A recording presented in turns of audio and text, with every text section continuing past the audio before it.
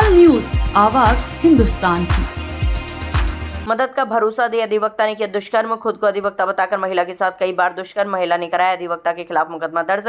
महिला के अपने भाइयों से वर्ष 2019 में हुआ था विवाद, उसके चलते महिला गई थी दीवानी। इसी दौरान हुई अधिवक्ता से मुलाकात। अधिवक्ता महिला को मदद के बहाने ले गया था कांग्रेस के पार्टी कार्यालय। महिला ने हथियार के बल पर दुष्कर्म करने का लगाया आरोप। इसके बाद कई बार किया दुष्कर्म। अधिवक्ता ने बदनाम करने की धमकी भी दी। पीड़ित महिला ने अधिवक्ता जलालुद्दीन के खिलाफ कराया मुकदमा दर्ज। आगरा थाना शाहगंज में महिला ने कराया मुकदमा दर्ज। जी, मैं यहाँ इसलिए आई हूँ क्योंकि 2019 में हम भाई बहनों में आपस में झगड़ा हो रहा था। झगड़े के लिए मैं दीवानी कलेक्ट्री गई। वहाँ मेरी मुलाकात जलालुद्दीन से हुई थी। कौन है जलालुद्दीन? एडवोकेट।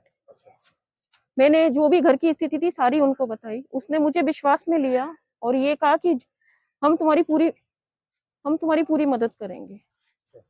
उसने मेरे को भरोसा दिलाया। ये इसी के चक्कर में जलालुद्दीन का मेरे घर पर आना जाना शुरू हो गया।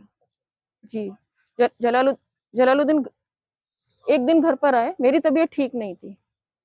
उसके लिए उन्होंने इतनी हमदर्दी बताई कि वो मुझे बोले चलो मैं तुम्हें दवाई दिलवा के लेके आता हूँ। मैंने उन्हें मना किया कि इतनी तबीयत खराब नहीं है, लेकिन उसके बाद भी वो मुझे लेके जाते हैं। वो मुझे कलेक्ट्री से पहले कांग्रेस कार्यालय है वहां लेकर जाते हैं। वहां उन्होंने मुझे पिस्तौल दिखाई और मेरे साथ इन्होंने गलत काम किया।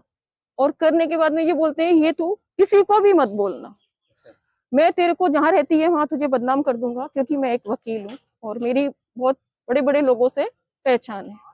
ये चीज मैंने किसी को भी अपने घर में नहीं बताई और उसने ये चीज का फायदा उठाकर मेरे घर में कुछ टाइम के बाद में आता है और उसने देखा घर का माहौल ठीक है, फिर उसने वही हरकतें मेरे घर में आकर करना शुरू कर दिया।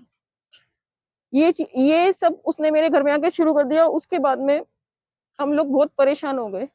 हम लोग इतने परेशान हो गए कि हमें समझ में नहीं आ रहा कि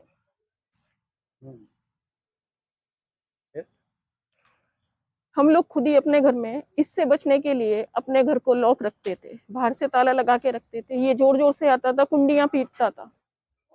हमारे घर में ही आके इसने क्या किया, नमाजें पढ़ी, मुझे पढ़वाता था, बोलता था रोजे रखो, फिर मारता पीटता था। ये सब नहीं करते थे तो मारता पीटता था। अच्छा जी, इसने एक बार तो मेरी लड़की को भी मारा।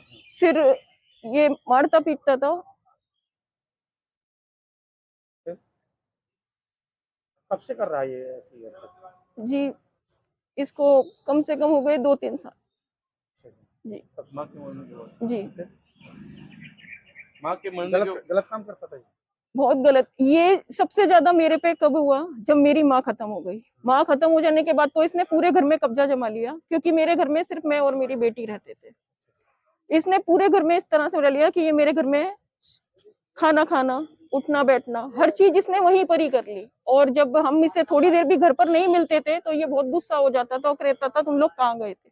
और इतना हम लोगों को इसने इतना टॉर्चर करके रखा हुआ था कि हम ये चीज किसी को बोल भी नहीं सकते थे। घर पे छोड़ना पड़ा था। हमें मेरी बेटी के एग्जाम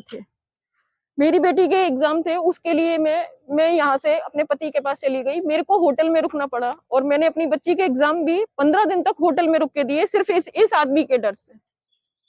सिर्फ इस आदमी ने बहुत प्रताड़ित किया।